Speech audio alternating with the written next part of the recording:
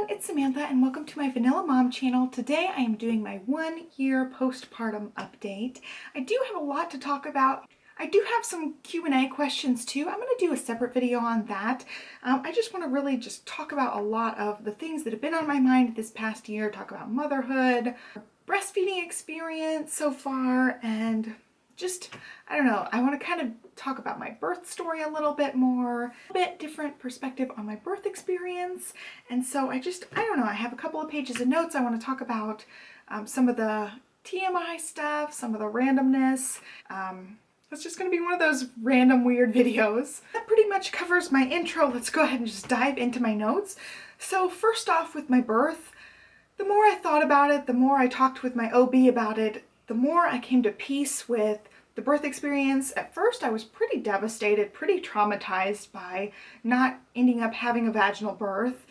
And what it came down to was, I don't think there was anything I could have possibly done to change the outcome of my birth. And that's a really important thing for me because I had so many, second guesses. Was the epidural the reason I got a C-section? Was I just too weak to push her out? And a lot of, second guessing and guilt type of feelings regarding the situation. But when it really came down to it, the fact of the matter was my baby had a 99 percentile head, so pretty much the biggest head that a baby can have, and it was tilted. And so there's just not much of a chance of her coming out like that. Her head did get stuck, and that was really the problem. If you watched my birth story, pretty much everything was pretty smooth. My labor was smooth, my epidural went smoothly, but even from the beginning, I was having really, really bad pelvic pain. From the very beginning, that was the first complaint I had. That was the only complaint I had through the entire thing, is I was having insane pelvic pain. And when going back and seeing that my baby was asynclitic, that's one of the big telltale signs of having an asynclitic baby, is you have a ton of pelvic pain because they're just positioned really weirdly in your pelvis. And with her head being 99 percentile, being pretty much the biggest head you can have, there was just not much of a chance of her coming through. And I talked to the midwives and everybody said I was pushing correctly. I was doing the best I could. We tried the vacuum assist. That didn't work. Her head was just not coming out. I just didn't think that was a real thing. I didn't think babies' heads really did get stuck, but actually they do, and I was experiencing that firsthand. They let me push for hours and hours. We tried tons of positions, and it just came down to her head was too stinking big. And it just kind of stinks because there was not anything I could do about it, but at the same time, I do have that sense of relief that I gave it my all. I tried everything I could. And in situations where the baby's head is so big and asynclitic, there is possibilities that you can push them out, and that's when you get those 3rd and 4th degree tears where you just rip from basically hole to hole. Like it really happens. People get reconstructed all down there, all their lady bits get totally messed up some of the time. And not only that, with bigger babies and being stuck like that, it can really hurt their shoulders when they're coming out. So they can have nerve damage in their shoulders. Sometimes their clavicles break. I mean, it can be a really traumatic vaginal experience for the baby and for the mom. So all in all, it was a really good situation. I was allowed to give it my all, and in the end, I got the C-section, but I think it actually saved me a lot of trouble down at the end. And speaking of that, as far as my C-section recovery, I felt like it was really, really smooth, but I had pain down in my lady bits for weeks and weeks past when my C-section was healed, like weeks and weeks. Because I did end up pushing so much, and she was pretty low. She just didn't quite come out all the way. I can only imagine what you guys go through when you have a vaginal birth, how insane the pain could be from healing from that, because I feel like my C-section recovery was a breeze. I took meds in the very beginning, and I was off the meds pretty quickly and felt almost back to normal really quickly in that respect. But my lady bits were still having trouble way longer. So I definitely think I definitely think I got lucky that my C-section went really smoothly and my recovery went really smoothly. So all in all, when I'm thinking about it, I think, oh yeah, it stinks. The situation stinks. Her head was just freaking ginormous, and she wasn't going to come out. But I'm at peace with it, and I'm happy that it ended up, she came out safely via C-section and everything was okay, versus either one of us getting traumatized, either one of us going through something really traumatic. As far as my C-section now, I do still see the scar. It is down in my pubic region, so I'm not going to show it to you guys. I've said that before, but it is just a light little faint scar line in my pubic region. It healed up pretty quickly. I don't think I don't really have any numbness or tingling or anything like that left. Every once in a while, if I hit it just right, I'll get some tingles here and there, but for the most part, it's all totally healed up, totally feeling back to normal. The one thing I will say though is my C-section scar is really far down, and I got so many ingrown hairs in that C-section scar because of how they stitch you up. The skin, you know, folds over how they're doing it, and I had so many ingrown hairs, and that even up to like a couple of months ago, I was still having some ingrown hairs. It's nothing super serious or anything, just really annoying. But other than that, I feel like recovery and everything, my body feels pretty good, but I'm definitely not back to normal. I'm not in shape. I'm definitely fluffy. I've got a pooch now, and I will show you guys, I'll insert a clip here. So here is my postpartum belly. I still definitely have like no definition in my abs or anything. I am currently about 11 pounds from my pre-pregnancy weight. You can see it's just really soft and fluffy right all in through here. I just weighed myself before this video and I am at 168. So I was 157 pre-pregnancy, and so that makes me about 11 pounds above, and it can go anywhere from like 8 pounds to 12 to 13 pounds. Anywhere in that range is where I've been staying pretty consistently. I did drop down really close to my pre-pregnancy weight, within like 3 or 4 pounds of it, but I did end up going back up.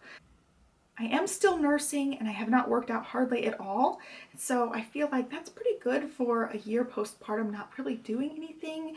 And to be honest with you, I've eaten pretty much whatever I've wanted, whenever I've wanted it, the entire postpartum period.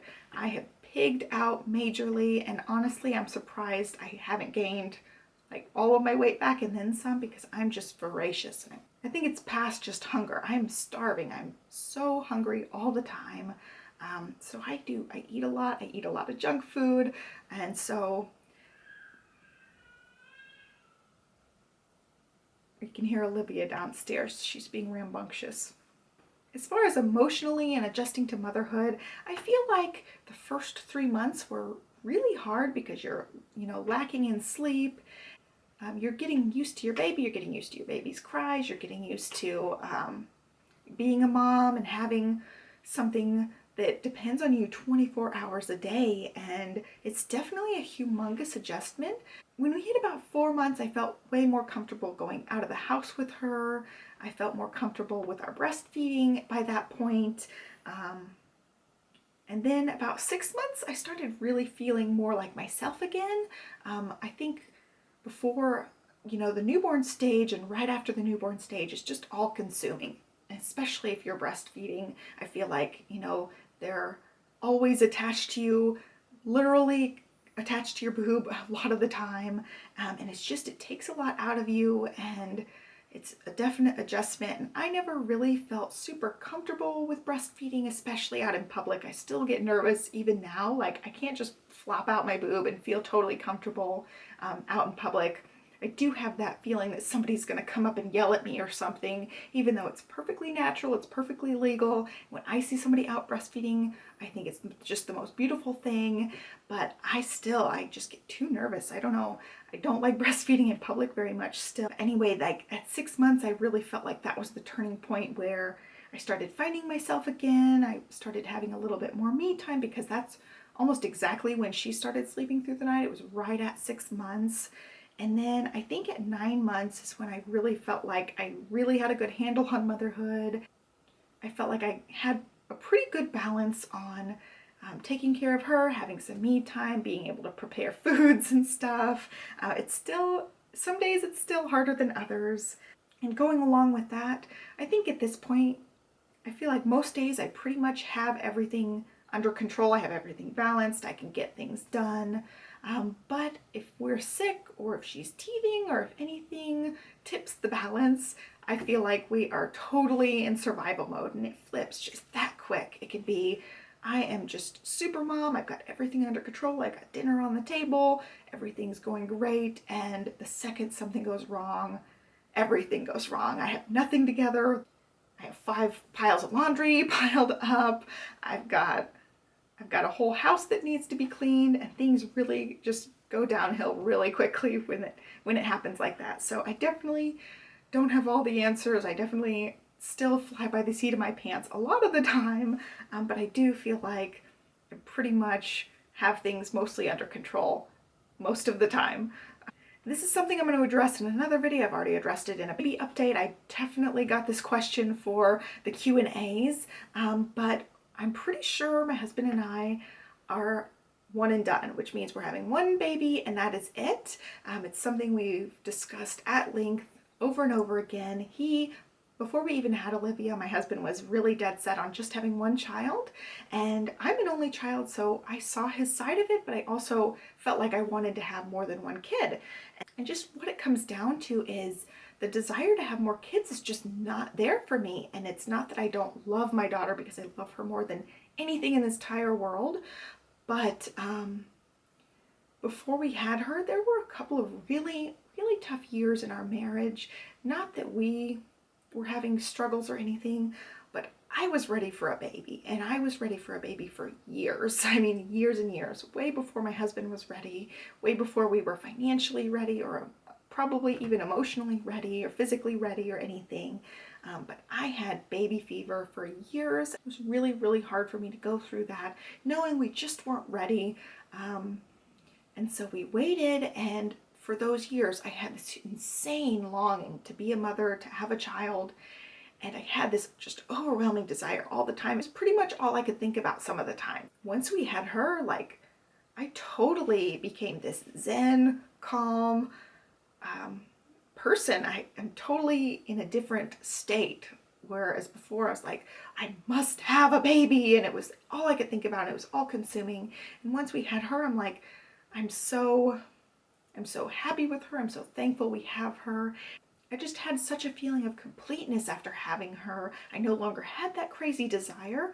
And so I feel like bringing another child into our family when we don't have that really big desire to have another child just doesn't seem right to me. Even though there's a lot of reasons that people do have second children, I even see a lot of the reasons I think, yeah, it might be nice, but I just don't have that desire. And unless we do have that feeling where, oh my gosh, we have to have another child and that desire is just taking over, I totally see us just having one child. And it might change at some point, but for now, we're just blissfully happy with our one and done. And I was an only child, so any argument for having siblings, none of those actually feel like they're legitimate to me. Like, I didn't have siblings, I turned out pretty good, and so I just don't see how siblings are like the most important thing, because there's lots of people that are only children, including myself, and we turned out mostly okay. I will admit, though, I definitely am very spoiled. I still want what I want when I want it, and so that might be an only child thing. It might just be my personality. I don't know. But yeah, at this point, I see us just having one, and we're happy with that. And so I'm gonna start linking people to this video when you guys ask more about if we're having another child, because right now, by the looks of it, we're not, but it could change at some point. But I've already been asked, or people have hinted at the same kind of thing, and I'm just not there. I just don't have the desire. I'm so happy with our family how it is now, and I feel like, I don't know, I feel really lucky. So let's go back to changes to my body. For one thing, I've had ridiculous dandruff even till now. I still have struggled with dandruff. I am using a dandruff shampoo now. I tried so hard to just wait for my hair to get a little bit better, but it never ended up getting better. So I did start a dandruff shampoo, and it might have improved just a little bit, but I've heard this can be a postpartum thing, is you just have really, really bad dandruff. And it's like embarrassingly bad some of the time. Like I just touch my hair and I can see the flakes in there. It doesn't matter what I do. I've tried doing some deep conditioning. I've tried to do some dandruff solutions, and just nothing's helping right now. And I've heard online a lot of people, they try everything and nothing really helps. So that's just something I'm kind of dealing with right now. It's annoying, and I'm just trying to wait for it to go away. I hope at some point it will. It's been 1 year and it's still kind of annoying. And I guess the other biggest change is when my period came back, it was really intense. In the first few months of it coming back, I had cramps that like doubled me over. They were so painful, and I don't know if that's just a postpartum thing or it has to do with having a C-section potentially, but they were really intense. And it was maybe like the first 3 or 4 months of it were really, really bad, where like basically my whole period I was in a lot of pain, lots of cramping. The bleeding was definitely heavier than I was used to, and slowly over the months it's gotten better and better, but I still have way more cramps than I did pre-pregnancy. Another random change that happened to my body is now I get like a fight or flight response when I'm watching any kind of dramatic or scary movie. I remember my husband and I were downstairs. We were watching Jurassic Park, like the old school Jurassic Park. You know, you've seen it like 100 times. It was just on TV, and I was freaking out. Like I had goosebumps. I was like really on edge, and my husband's like, chillax, you know, what's wrong with you? And I'm like, oh my gosh, the dinosaur's coming, and I'm like really hyped up. I just get really, really emotional with things on TV, and I'll cry at more things than I used to cry at. I freak out at more things like gory stuff. I never had a problem with much gory or scary things before, and now I like really lose it. I lose it completely. It's just so different now, and I wonder if part of that is I'm still breastfeeding, so my hormones are still a little bit weird, but I definitely noticed a big difference with that. One other thing I wanted to talk about was I am a chronic migraine sufferer. I do get Botox to prevent migraines because I get them so badly. I go every 3 months and get Botox shots to help me prevent migraines. And I was really worried about the postpartum period and the migraines. And I had a few early on here and there, not too bad. Right about 1 year, like right when I'm filming this, I had a week of really bad migraines, and it lasted 4 days. I just kept getting them back to back.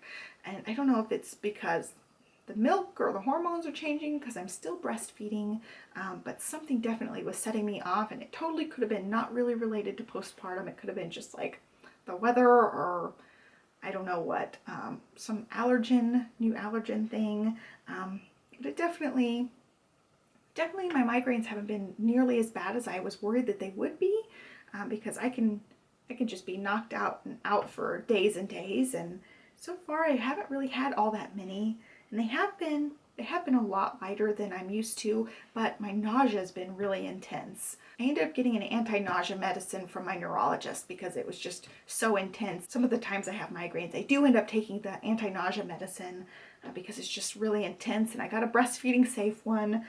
I think that's pretty much it. I will talk about more things in my postpartum Q&A coming up very soon. I hope you guys enjoyed this video. It's just a real look at what happened this last year, the changes and stuff. Give me a thumbs up if you like baby related videos, and be sure to subscribe. Thank you so much for watching, and have a great day.